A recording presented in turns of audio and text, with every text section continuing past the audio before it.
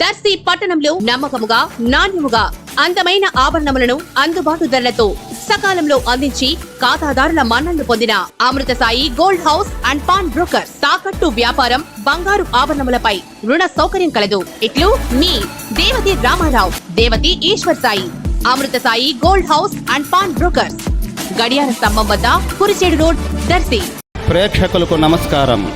ADN news TV మన దర్శి, మన local channel. ADN news TV ప్రేక్షకులకు నమస్కారం. వార్తలు చదువుతుంది మీ ప్రసన్నారాం.